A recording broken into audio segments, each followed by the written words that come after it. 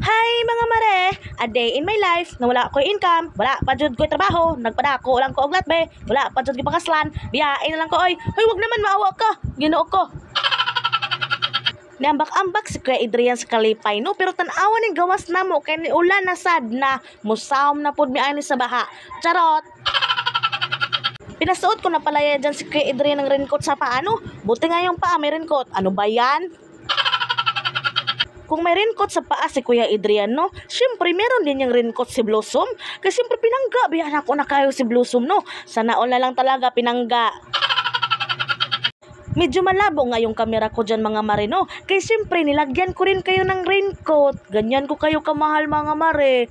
Sana all mahal. Charot!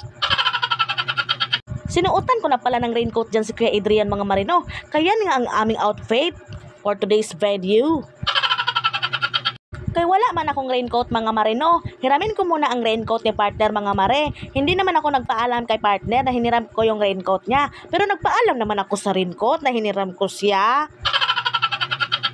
Aalis na nga kami mga mare no. Kasi sabak na nga kami sa ulan. Ano yan, may digmaan?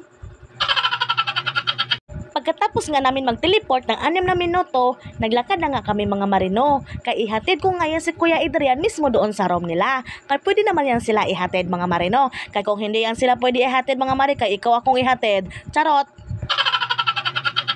Umakyat na nga si Kuya Adrian sa hagdanan mga marino. Sabi ko nga kay Kuya Adrian, be careful. Kaya basig mahulog ka sa maling tao pa. Charot! Nilagay ko nga muna sa gedli ang kamera ko mga marino. Siyempre, vloggeres tayo. Kaya gagawa tayo ng paraan para lang makapag-videoing tayo. Charot! Pagpasensyahan nyo na nga yung mari nyo dyan mga marino. Kaya nagtuwad-tuwad naman ako dyan no. Ang hirap naman kasing tumuwad-tuwad. Uy, katapos ang laki-laki pa ng belbal ko. Ano ba yan?